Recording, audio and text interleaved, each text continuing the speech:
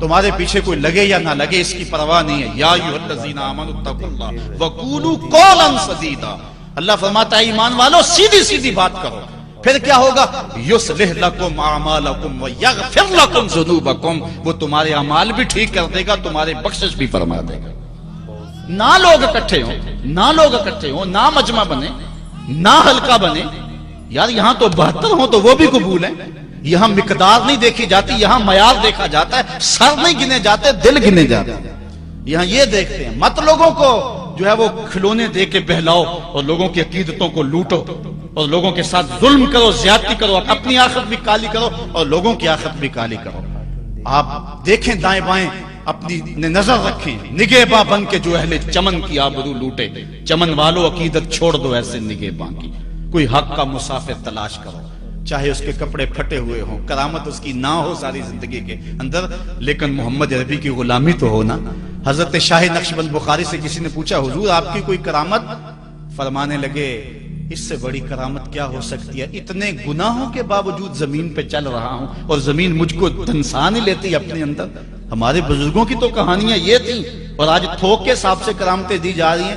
آج کے پیروں کی اتنی کرامتیں، غوث پاک کی بھی اتنی کرامتیں بیان نہیں ہوتی جن کی ان کی کرامتیں بیان ہو رہی ہیں. دڑا دڑ کرامتیں بیان کر رہے ہیں. ایک بندے کے یہاں بچہ پیدا ہوا اور اس نے یہ شور کر دیا کہ یہ رمضان کے دنوں میں دودھ نہیں پیتا، اس لیے کہ حضرت غوث پاک بھی نہیں پیتے تھے، وہ بھی پیدائشی غوث تھے اور یہ بھی پیدائشی غوث ہے اور رمضان کے دنوں میں دودھ نہیں پیتا.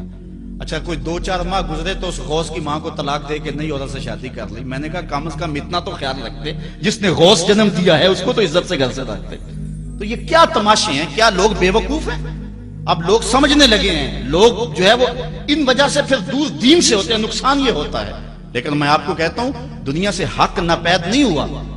اگر مداری گر موجود ہیں، ڈاکو لٹیرے اور چور موجود ہیں تو حق کا ڈنڈورا دینے والے بھی اس دھرتی پہ یہ ہے کہ ہم کسی ایک شخص سے بدزن ہو جاتے ہیں تو پورے طبقے سے بدزن ہو جاتے ہیں. کئی بندوں کو میں سمجھا جو میں دیکھا ہوا ہے پیروں کو، اور تو نے دیکھے ہوئے ہی نہیں، جن کو مل کر زندگی سے عشق ہو جائے وہ لوگ شاید آپ نے دیکھے نہ ہو، مگر ایسے لوگ بھی ہیں کہ جن کو دیکھ کر کے زندگی گزارنے کا ڈھب آ جاتا ہے، سلیقہ اور طریقہ آ جاتا ہے.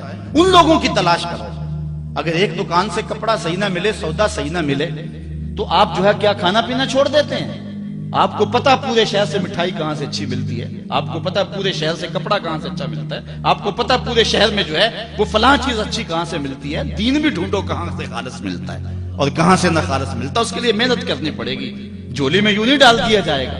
اس کے لیے تمہیں جانا پڑے گا، کوشش کرنی پڑے گی. ہاں 1 سے دھوکہ کھاؤ گے، 2 سے کھاؤ گے، 3 سے کھاؤ گے، لیکن جو تم دھوکہ کھاؤ گے تم تو رب کے نام پہ کھاؤ گے نا. حضرت عمر رضی اللہ تعالیٰ عنہ کی عادت تھی جو غلام لمبی نمازیں پڑھتا اس کو آزاد کر دیتے.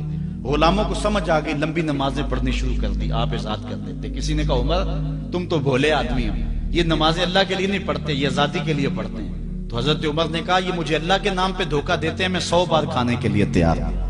ایک جگہ سے دھوکہ کھایا، 2 سے کھایا، 3 سے کھایا، 4 سے کھایا. جب تمہاری نیت ٹھیک ہوگی منزل ضرور ملے گی. یہ ہو نہیں سکتا. خورش دے بدرہ جو کب کو امام کہ یک روز افتد ہمائے بدام. سادی کہتے ہیں چارہ ڈالتا جا، دانا ڈالتا جا. کبھی تتر آئے گا، کبھی مور آئے گا، کبھی کبوتر آئے گا. پھر ایک دن جس کو تو تلاش کرتا ہے وہ ہما بھی تو آ ہی جائے گا نا. اس لیے حق کے سفر کو نہ چھوڑنا، چلتے رہنا اور راہ حق کی منزل پر انشاءاللہ ایک دن ضرور گامزن ہوگے.